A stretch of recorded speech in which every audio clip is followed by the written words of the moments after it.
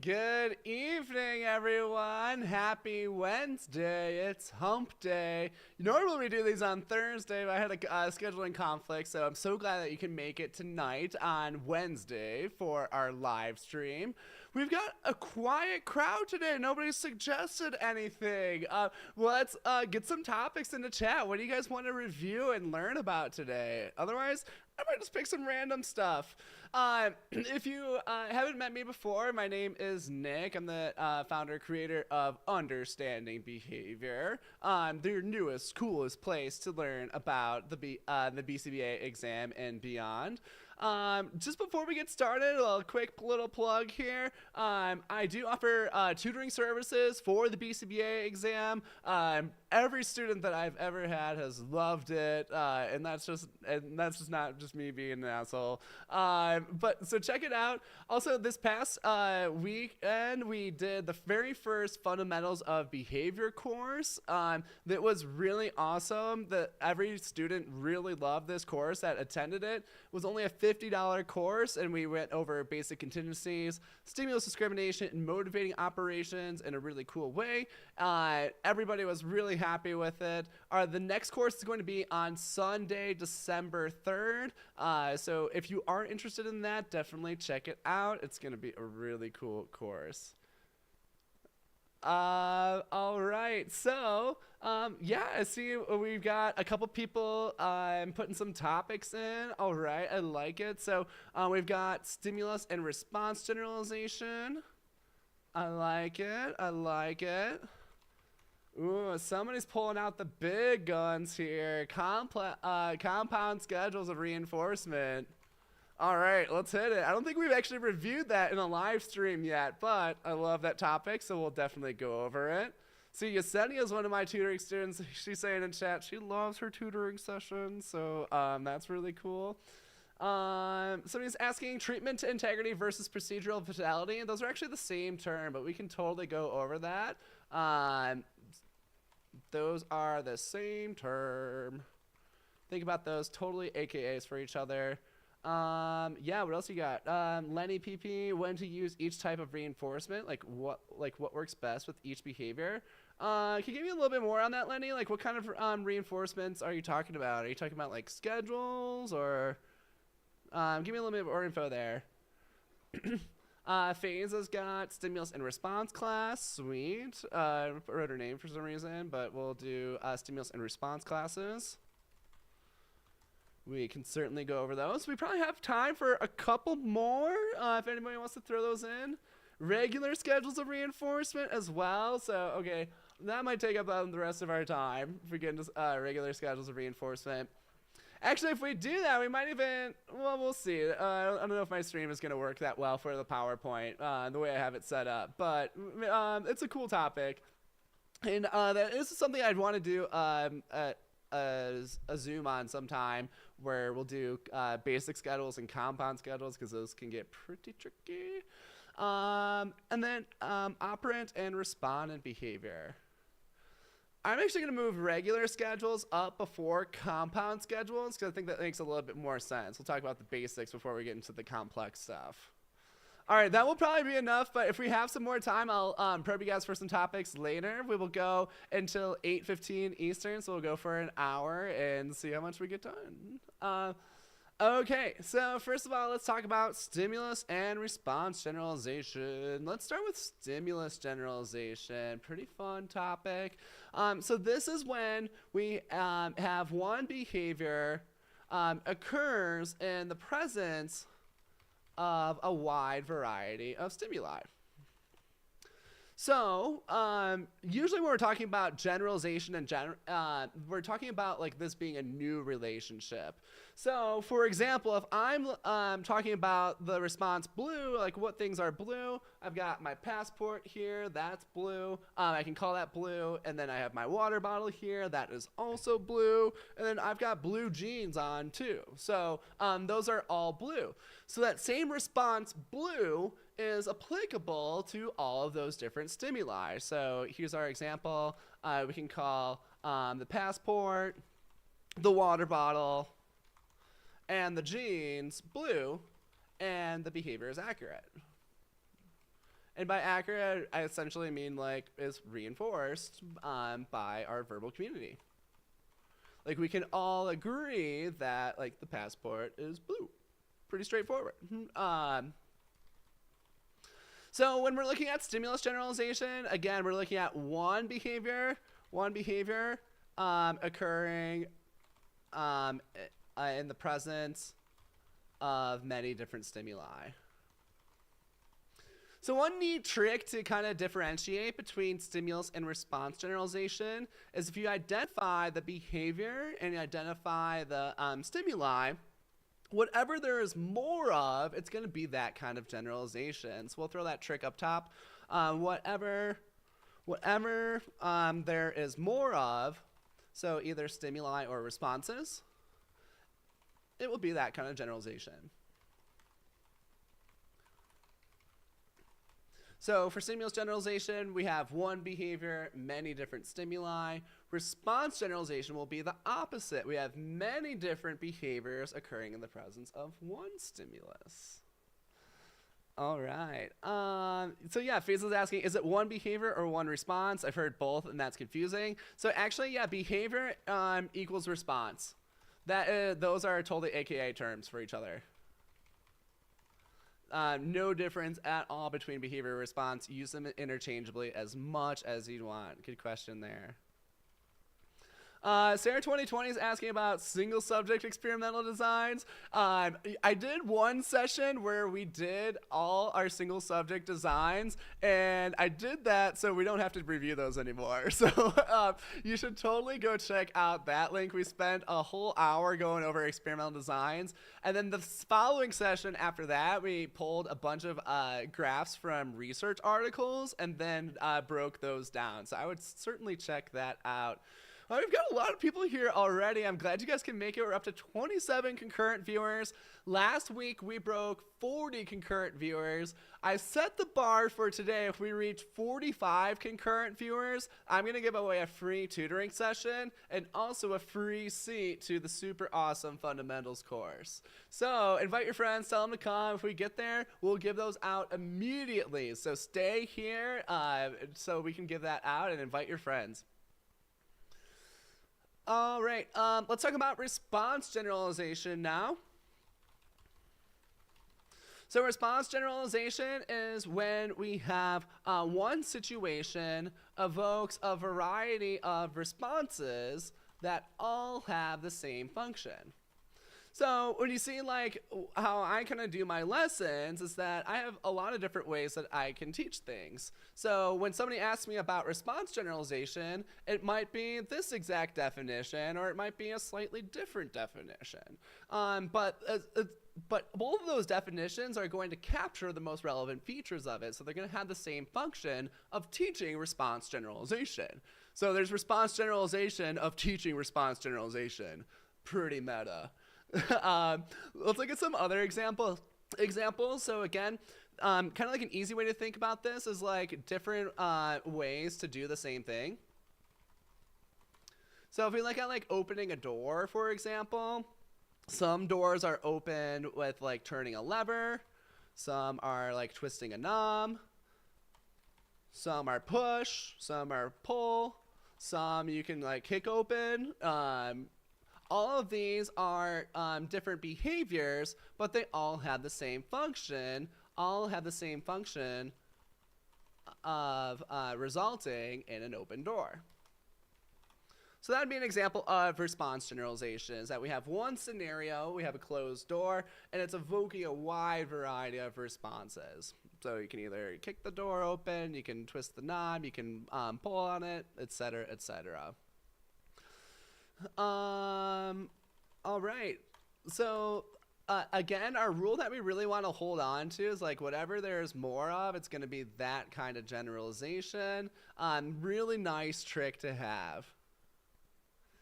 Let's do maybe a quick example of that. So I'm eating, let's look at like eating ice cream. So you can eat ice cream with a spoon. So yeah, you can do it with a. You can eat ice cream with a spoon, or you can eat ice cream on a cone. So would that be stimulus or response generalization? So let's do some examples. We have eating ice cream with a spoon or eating ice cream on a cone. So throw in chat here. So stimulus or response generalization?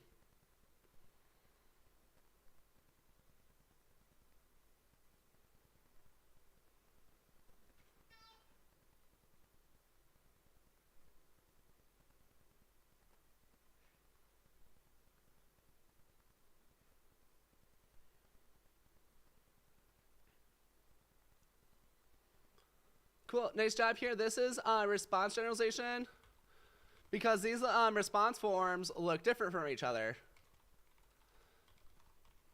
So, for example, like eating with a spoon is much different than just kind of like licking it straight up. So that was going to be response generalization. How about this one? Let's say I have, let's say I want to like order pizza. So ordering pizza, so you can call the pizza joint. You can order DoorDash, or you can order through their website. How about this one? Is this stimulus or response generalization?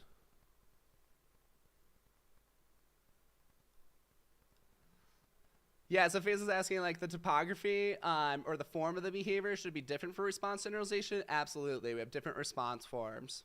Good.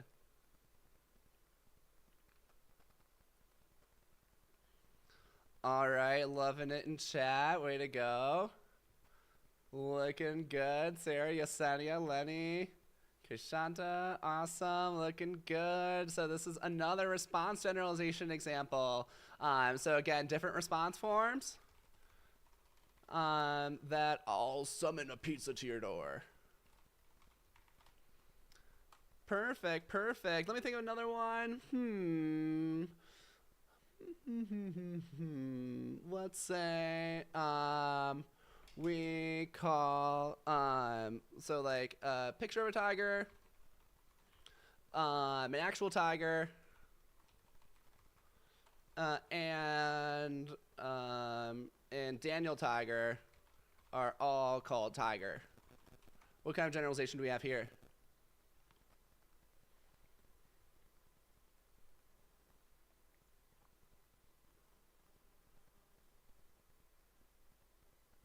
Sweet, looking good. Yesenia, Christy, Deneve, Lindsay, looks good. Tasia, awesome. Rocking it. So this one is going to be stimulus generalization. So again, we have one response occurring in the presence of many different stimuli. Yeah, it's kind of weird. Like Tony the Tiger is way cooler than Daniel Tiger, but I mean, I work with kids, so like Daniel Tiger is just like a little bit more salient for me. I'm looking at this video. We only have 5 likes on the stream. I'm gonna be that YouTuber and be like, smash that like button. It actually really does help promote the visibility on the video. So please, please, please do that. Thank you, thank you, thank you. Yeah, smash that like button and so more people can get here. And then it's going to give us a better chance to give away our free stuff, too. We're up to 30 viewers right now. There we go. We got at least 12 likes now. Keep on rolling. Thank you guys so much. Natalie, good to see you here. How's it going? So yeah, good examples of stimulus and response generalization. Again, the trick here, you want to identify what is there more of. Do we have more stimuli or more responses? And then that will narrow it down for response or stimulus generalization. Cool, cool.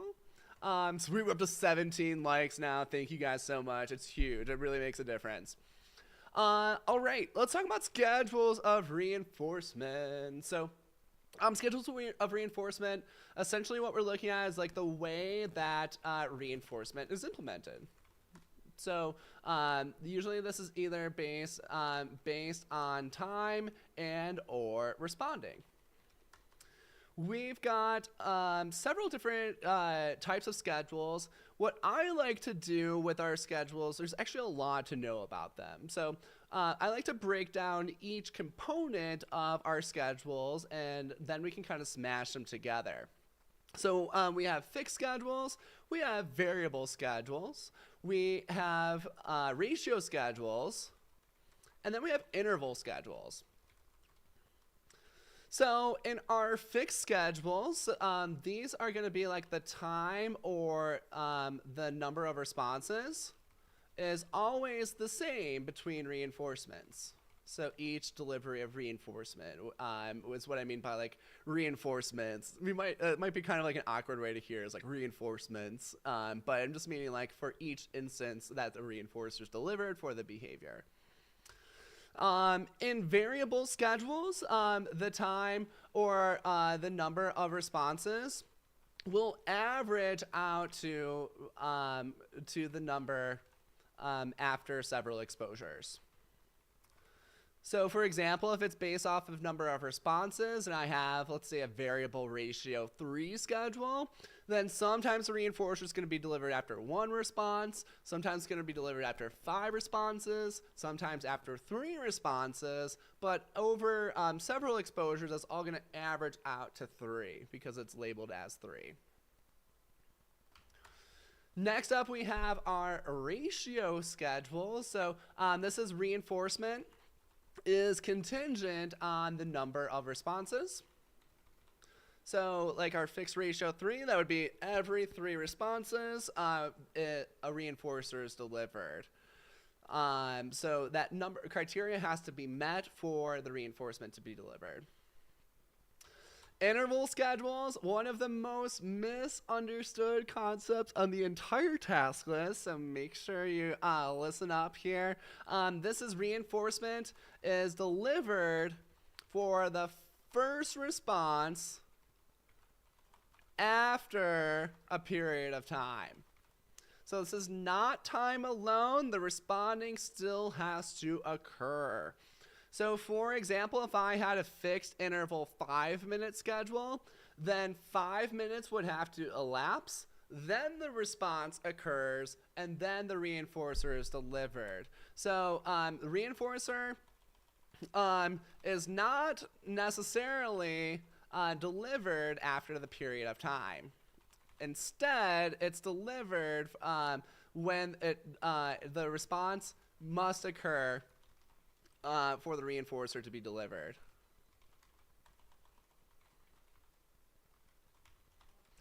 All right, we've got 35 of you guys here now. Killing it, killing it.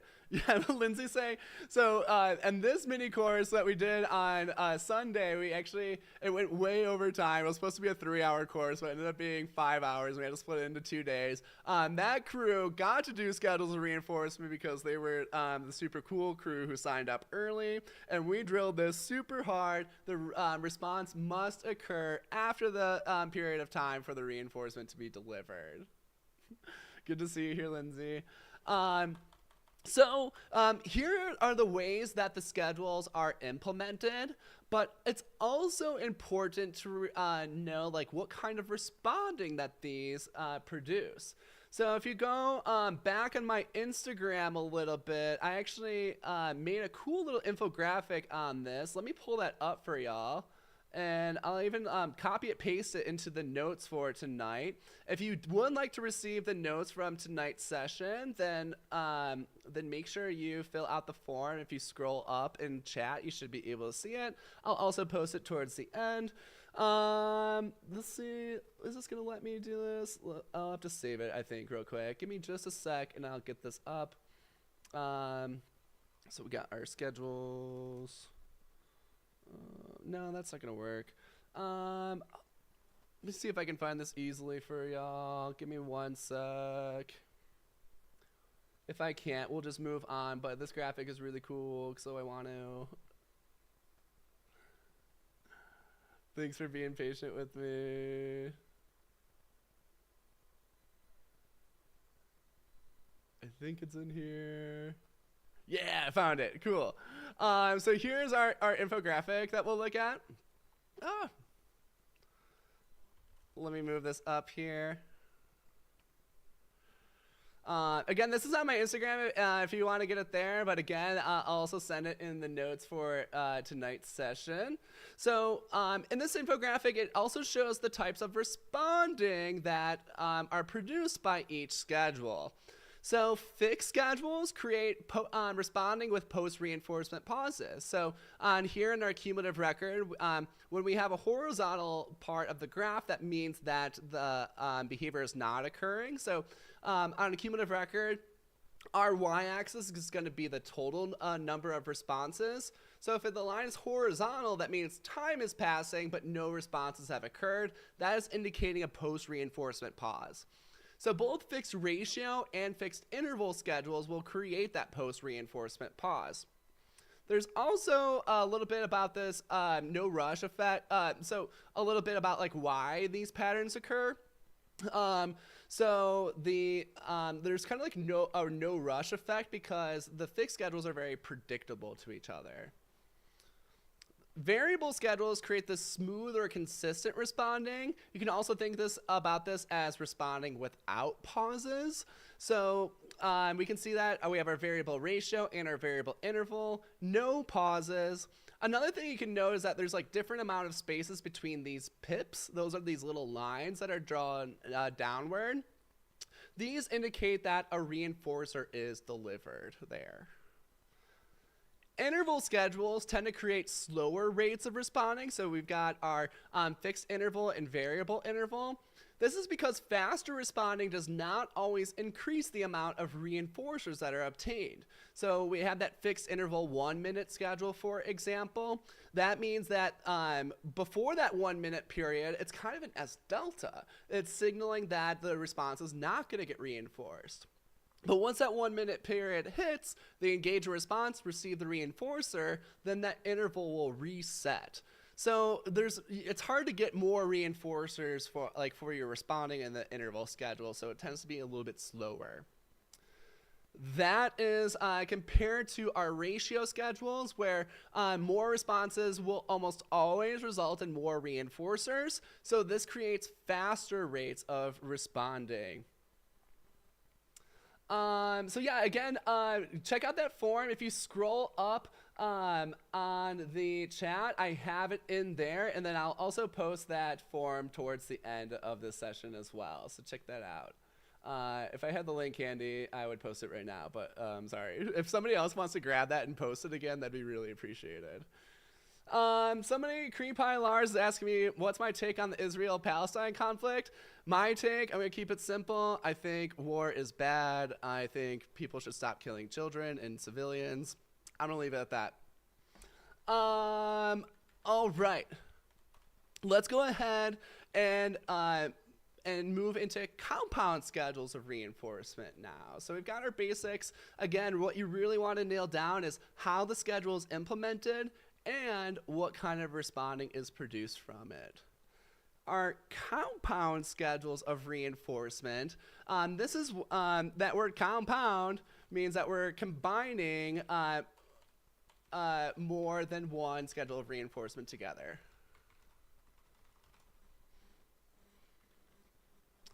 So we have lots of different kinds of compound schedules. First, we can split these up into two different groups. So we have successively presented schedules,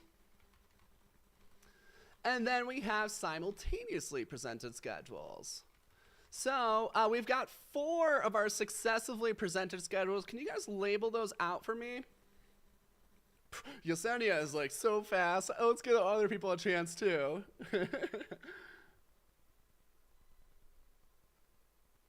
Hey, Rosanna, good to meet you. And yeah, the notes will be shared for sure. You're good, Yesenia, no worries. All right. Well, since nobody else wants to take a stab at it, and Yesenia is just on the ball here, 2 on top of it, if that's even a thing. We've got our 4 different successfully presented. We have multiple and mixed schedules, and then we have chained and tandem schedules. So what's kind of cool is that we can think about these. I'm going to even separate these as like pairs between each other. So like between these pairs, There is only one difference, and that is that they either have SDs or don't. Let's talk about our multiple schedule first. So our multiple schedule, this is going to be for, actually I'm gonna put these kind of together. So for multiple and mixed, how should I do this? We're gonna throw these together. Here, so here's our information. So we'll start with the multiple, and then we'll just say like mixed like does not have an SD. Same, but does not have an SD. Same as multiple, except doesn't have an SD. So our multiple schedule, let's break down the components. First of all, we're gonna do one response class. Again, the schedules are successively presented. We actually didn't really talk about that. What does that mean for schedules to be successively presented? Let's see that in chat. Yeah, we'll get to our simultaneously presented schedules later.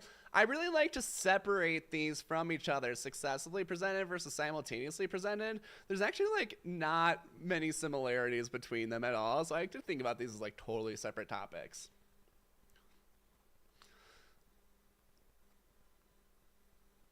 Cool. So yeah, Sunny's saying like they alternate with each other. That's on the right track. Who else wants to like give it a go at that explanation? So again, the question is, what does it mean for schedules to be successively presented?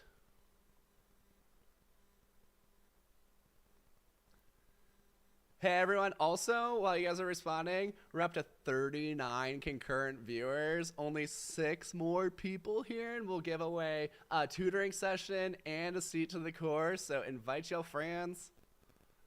Good. I like, yeah, Desiree right on track, one after another. Tasia too. Drew on the bass got that. Perfect. Yeah, Christy, perfect. I like it. I like it. Drew, that second part is actually going to be only for our chain and tandem schedules. So we'll get there. Don't worry. So yeah, successfully presented schedules. That means that like schedules are presented one after another.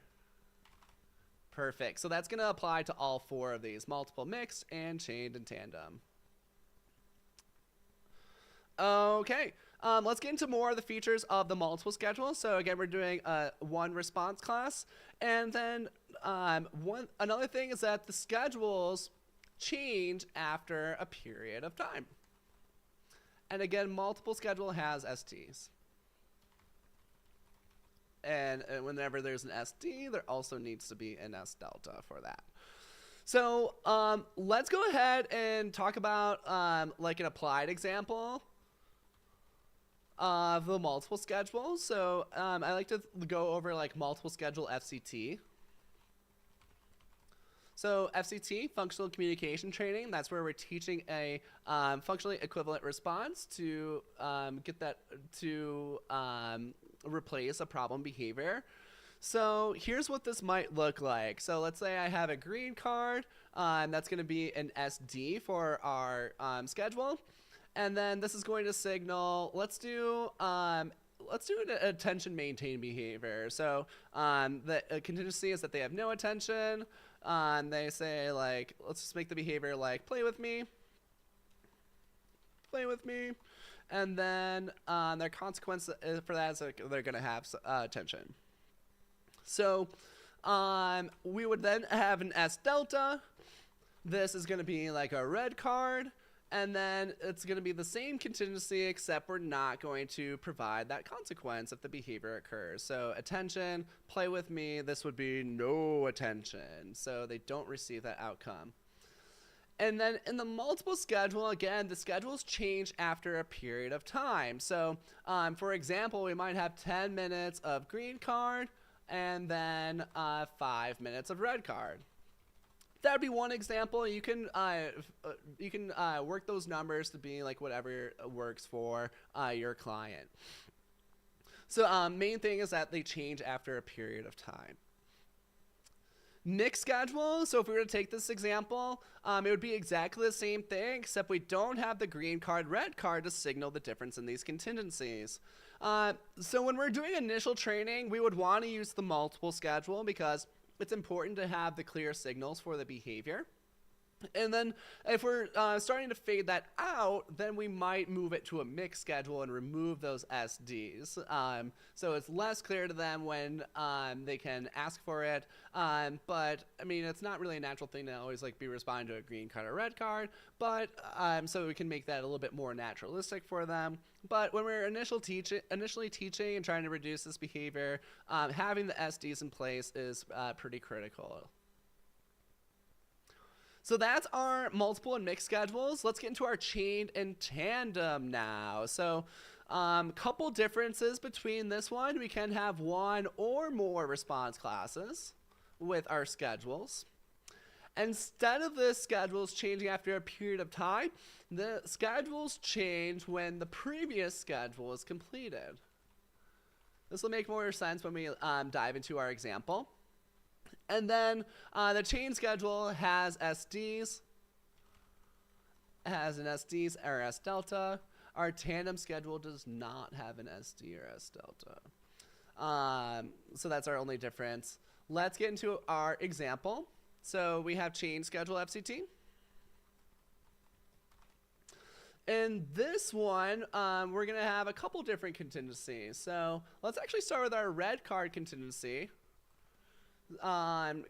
So red card contingencies, first of all, we're going to have this first one. So if they request for attention, they're not going to receive attention. So we're going to make this an S delta as well. And then we're going to actually throw another response class into this one. So in this one, our second contingency is going to be they have no green card. Let's say they do a VR5 work tasks, and then the consequence is that they receive the green card.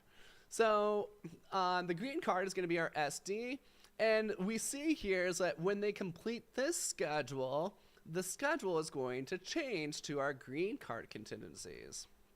So let's look at green card contingencies. Also, this one here, just to kind of like label it, this is an FR1. So they say play with me, like, yep, we're going to play. Sweet. So our green card contingencies, now they will receive the attention for saying play with me. And now we have another thing is that we have the schedules are going to change when they request for play with me. So no red card. Behavior, they say play with me. And now they're going to, the consequence that the red card occurs. So this is like FR1 to change the schedule. So multiple schedules, multiple and mixed, the schedules change after a period of time. And the chained and tandem schedules, the schedules change after the previous schedule is completed. So they say play with me, it moves to red card. They do their work tasks, it moves to green card. They say play with me, it moves to red card. Then again, this is going to repeat until like our session's over, essentially. Yeah, so a lot of people are nagging at me like, can we talk about concurrent, alternative, and conjunctive schedules? Yeah, we totally can. Again, I really think it's important to separate these topics from the successively presented schedules to the simultaneously presented schedules. They really don't have a whole lot to do with each other other than they are compound schedules. But if we simplify and organize our information better, then we'll better understand these. So try to separate these concepts. I think you're gonna have an easier time with them if you do that. I'm actually surprised. We've been doing these streams for a little over 3 months now. Nobody has ever asked to do compound schedules. So I'm actually glad that we're hitting this here. So a lot of people are putting our simultaneously presented schedules into chat. So yes, these are going to be our alternative, our conjunctive, and then lastly our concurrent schedules. Before we get into that, what does it mean for schedules to be simultaneously presented? What does that mean?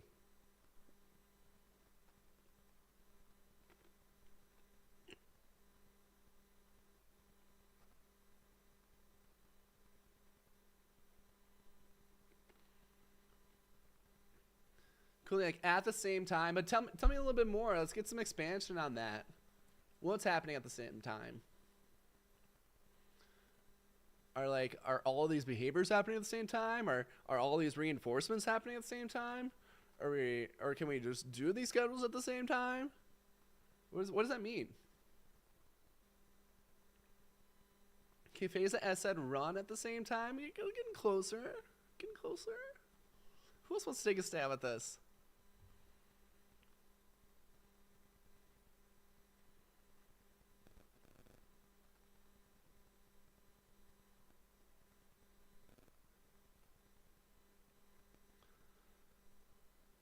Cool, yeah, I like. Oh, Sunny's got a cool answer there. 2 different schedules are in effect at the same time. I like that.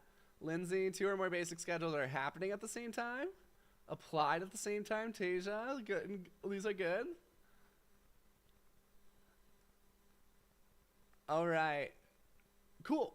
So yeah, the best way to put this is that like more than one schedule of reinforcement is available at the same time. So so there could be multiple things going on here at the same time. Let's so we can also pair together our alternative and conjunctive schedules. There's only one little difference between these. So for both of these, we have a single response class. So it's always going to be the same behavior. And then that's always going to be a ratio and an interval schedule for the same behavior.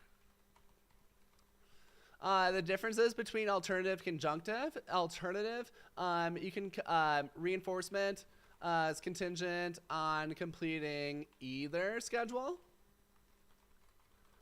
So either the ratio or the interval schedule. Conjunctive schedule means that we have to complete both schedules. So reinforcement is contingent on completing both the ratio and the interval schedule. Yeah, good. Right on track there, Yesenia. So here would be like a quick example.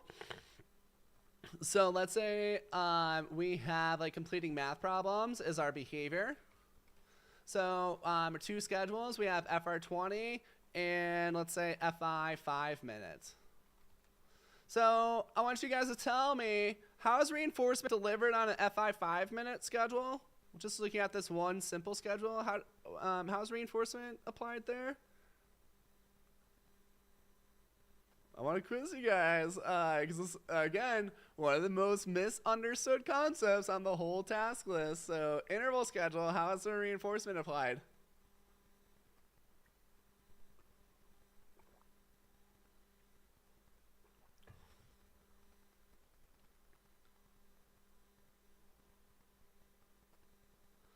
So we're talking just about the interval schedule at this moment. Cool, yeah. Desiree nailed that. Good, yeah, Faiza right on track. Christy too. Good. Yeah, Tasia, love it.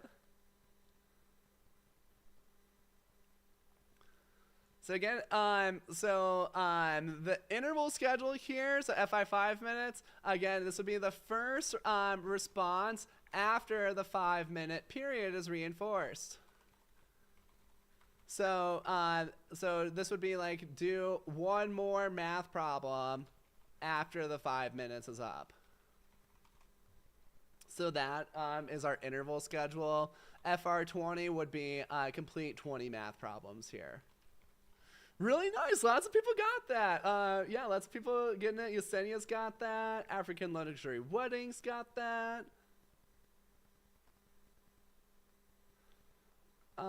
Sarah's asking, is tandem the same as multiple or chain? Tandem is the same. Oh, sorry, I had that incorrect here.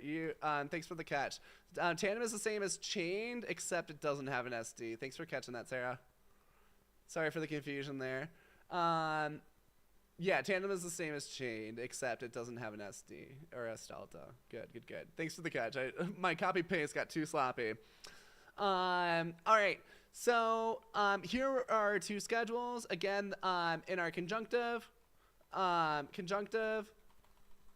you would have to do 20 math problems and one more after the 5 minutes. So if it took more than 5 minutes to do the first 20, then it's just essentially the 20 because doing one more is going to meet that interval schedule requirement.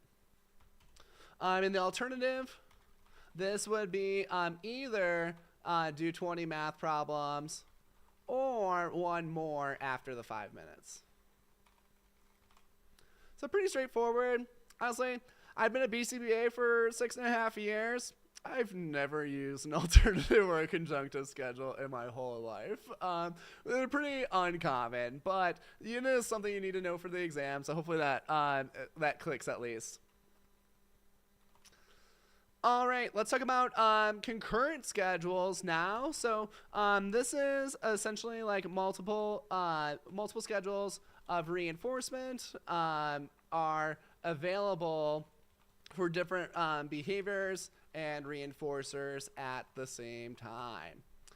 So usually when we're talking about concurrent schedules, we're looking at matching law. So you guys have probably heard the phrase like behavior goes where reinforcement flows. That's like our easy definition for matching law. The technical definition for matching law, and there's some really big matching law nerds out there, but this is the proportion of reinforcement for all available response classes equals the proportional rate of responding compared to other available response classes.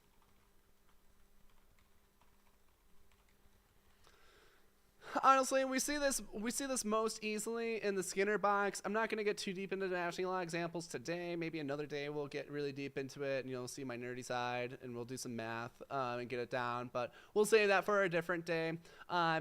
Essentially, like behavior goes where reinforcement flows, totally works. So let's look at like some available response classes to me right now. First of all, like I can ask you guys questions, and then I see like that chat rate go up. That's a pretty cool reinforcer for me. If my mouth gets dry, I have a couple options. I always keep cough drops here because I talk a lot. My mouth gets sore. My throat gets sore. I'm also a singer, so like I need my voice. So the cough drops help. I can also like drink water when that MO is in place. I'm a slow coffee drinker. I actually have like most of my coffee left from this morning. But if I'm feeling like the taste of coffee, I'm like, yeah, that might be cool right now. Then I'll take a sip of that. Also, like show off an example, like that might be a cool thing to do. That's why I just sip my coffee. I don't know. I could end this stream. I'll probably end it like when I said I'll end it.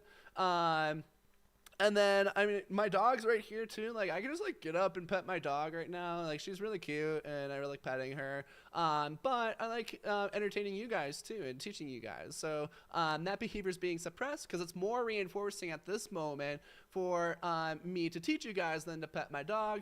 But I mean, once I end this stream, I'm probably gonna pet my dog a little bit. She's the best. Her name's Lexi. If you want to see Lexi in action, I actually did a video on functional communication training where we talked about multiple and chain schedules in FCT, and I taught her how to use a bell to ask to go outside. And in that one, I used a multiple schedule, and we talked about the chain schedule arrangement too. So if you like cute dogs, if you want to see what I look like with like a short beard too, check that video out. It's really cool. I think it's really cool. Yeah, Yesenia's asking, is that the same coffee from the session this morning? It is the same coffee. I make potent coffee, so like it usually lasts me a while. Oh my gosh. We are at 41 concurrent viewers. We only need 4 more to give away a tutoring session and a seat to the course. So, you know what to do. Invite your friends. We only got 15 minutes left to do it, so deadline is coming. Deadline is coming. Yeah, could somebody please scroll up and get that link for the notes to drop in? so I can keep teaching. That would be really cool if somebody did that. All right. Well, that is our schedules and compound schedules of reinforcement. Hopefully that was useful for you guys. I'm seeing our number 42 right now, getting closer. All right. Our next topic. Let's get into treatment integrity and procedural fidelity. I believe the person in here put like versus each other. These are actually AKA terms for each other. You can use these completely interchangeably. So what this is it's an evaluation of how well a treatment is implemented. So these are important because like if treatments are not implemented as prescribed, they might not work. Oh my gosh, 44. What is going on? So treatment integrity checks are really important during your supervision. You should be doing these all the time, especially for more complex procedures. So extra important for more complex or potentially I'm gonna say risky procedures because I don't have a better word right now. But for example, like if you're implementing punishment, then you want to make sure you have really good treatment integrity because if your students mess up punishment, it could have some really harmful effects on our clients. So we need to make sure that when we're doing that, we are on the dot and getting that really tight with our behavior technicians, provide some extra supervision, make sure they are doing things well exactly as you prescribed it. Essentially, like to create a treatment integrity form, what I like to do is kind of like break down performing the intervention into a task analysis. So you'll like break down each step or important component of running the treatment, and then as you observe, you evaluate how well they hit each step here. All right, so I'm looking at my stream right now. One number says 44. One number says 45. So I'll go ahead and give it to you guys. We're going to give away some stuff right now. So first thing we'll give away is a one-on-one tutoring session, a 1-hour session on me. We can talk about whatever you want. To give that away, actually, we'll assume both at the same time. So what I'll do is I'm going to pick a number between 1 and 300. And the person who is closest is going to win the tutoring session. The person who is second closest is going to win a seat to the course. Give me a second. I'm going to pick my number. Okay, I got my number. So go ahead and throw a number between 1 and 300 into chat if you would like to win either the tutoring session or a seat to the course. While you guys are throwing that in, I'm going to find that link for you for the form to get tonight's notes again. Give me just a second for that.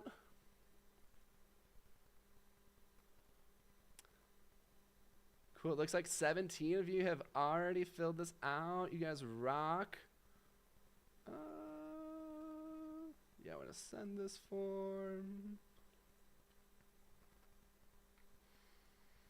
Okay, so yeah, if you want to receive the notes from tonight's session, go ahead and fill that form out. I'm going to keep this open for 15 more seconds. So again, pick a number 1 to 300. Closest person is going to get a free tutoring session. Second closest person is going to get a seat to the fundamentals course.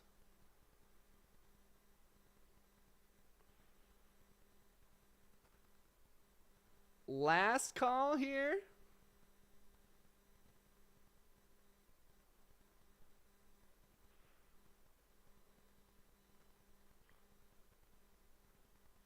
Also, if you win, you gotta fill out the form, just so I have your email and you can send you the info. Alrighty, so I have my number. My number was 67. Let's look here. So 67. Tasia was our closest person. She had 77. And then it looks like Veronica was our second closest at 81. Veronica, you're at the course already. So I don't know. We'll figure something out. Maybe we'll do like a 30-minute tutoring set. I'll offer you if you want to do like a 30 or 45-minute tutoring session instead. But congratulations, Tasia is the winner of our tutoring session, and then Veronica's also a winner. Again, I'll let you choose Veronica if you want to sit in the course again, or if you prefer like a 45-minute tutoring session.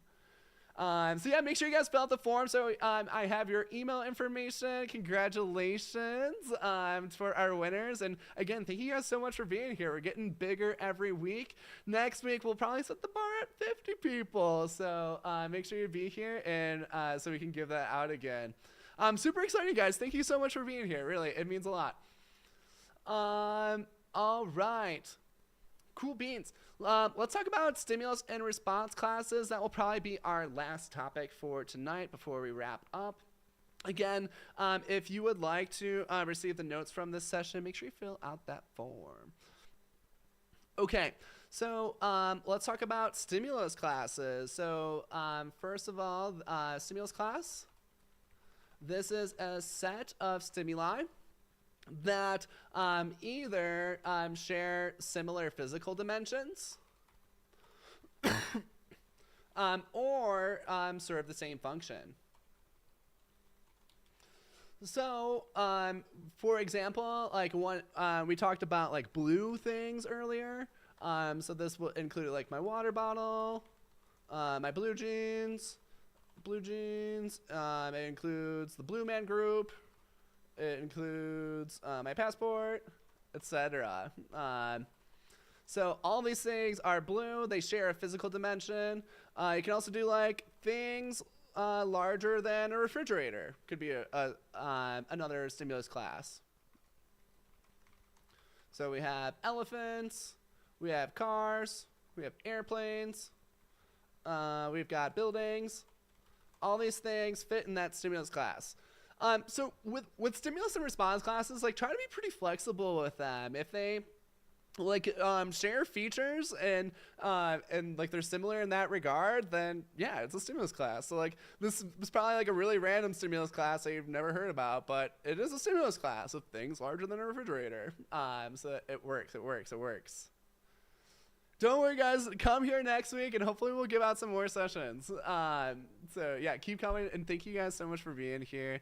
And if you do want my services too, you know, like there's always the shop. You can always buy the sessions too. I mean, it helps me a lot. You know, like how I make a living. So appreciate that too. So yeah, those are things that are grouped by our stimulus dimensions or physical dimensions. And then things like group by similar functions. So we could say like prompts to wake up. So like, for example, I was sleeping the other night and then the fire alarm went off at 3:30 in the morning. So that was certainly a prompt for me to wake up, got up real fast and got out of here. Alarm sucked. It was no fun at all. So it'd be like a fire alarm. It could also be my alarm clock. It also could be like my like partner tapping my shoulder. Or doing other fun things, things like that. So all of these, they fit that stimulus class because they all have the same function there. Cool. So that's what we mean by serve the same function. Hopefully that example helps. All right, let's get into response classes now. So very similar to stimulus classes, this is a set of responses. Instead of them being grouped by physical dimensions, these are only grouped by serving the same function. So this could be like ways to get attention, So I can like host a live stream. I can like sing a song. I can like message a friend, etc. So those are all in the same response classes. Or it can just be like really disruptive too. Be really disruptive. So those are all like ways to get attention. If we were to look at like escape responses, you could say like no. That could be an escape response. If we're looking at like FCRs for escape, it could be like break please. It could also be like a tantrum, etc. If we look at like ways to get pizza, again you can order a pizza. My favorite is like, oh man, like that pizza smells really good. We call that a covert man. It's not. It's like a man in disguise. Because like if in my past, like if I've said that, people have been like, "Oh, you want a slice?" I'm like, "Hell yeah, I do." Hell yeah, brother. Give me that pizza. I'm a pizza fanatic. You can also make a pizza. So all of these would be in the same response class because they all have the same function. It's a way to get pizza. Cool. All right. Well, this was a fun one. I'm glad we finally got to do schedules and compound schedules in one of these. I hope that was helpful. I know that's a tricky topic that a lot of students struggle with. Again, if you want to receive the notes from today's session, go ahead and fill that form out, and I will be sending these out in the morning. Thank you guys so much for being here. We broke a new record for live attendees. We had 119 people in total attend here tonight, so thank you to everybody who showed up. Hopefully this was helpful and resourceful. We will be doing this again next week. We'll probably go back to we'll do another Wednesday next week because I'm actually flying out of town next Thursday. So we'll do Wednesday next week, so stay tuned for that. Follow my pages. I'll be hosting more. Also check out my shop. If you like my style and want to learn more, you can find all of my links at my link tree, tr.ee/understandingbehavior. If you want to purchase sessions to understandingbehavior.shop is the place to go. All you have to do is purchase a session, and then I'll be in contact and we'll get scheduled and ready to go. So I'm here to help you for whatever you need to prepare for this exam. I want you to crush it. So please let me know how I can help. I would love to assist you. Fundamentals course is next being run on December 3rd. I'm hoping to get a second course up in December that I want to do a course called like the tough stuff. So keep an eye out for that. We'll probably start running in December, but I will let you guys know about that when I can. Also, one more thing is if you would like to receive a free mini mock, you can go to my shop, and all you have to do is scroll to the bottom, and right here it says subscribe to emails and instantly receive a 25-question mini mock exam. Throw that in there, and then the shop will send you that automatically. So yeah, definitely check all that stuff out. Again, appreciate all of you being here and coming. Hopefully this was really helpful for you. Notes will be sent out in the morning. Faze is asking if it's going to be 7 or 7:15 next Wednesday. I don't know, probably 7:15. Probably 7:15 is what I'm thinking. Just with what I think my schedule is going to be like. All right. Well, thank you guys so much again. Hope to see you around the block. Let me know if you need anything at any point. I'm here to help you. All right, bye. Yeah, Tasia, congratulations on that. I will email you to get that scheduled out. Perfect. All right, see you guys next week or sooner. Bye-bye.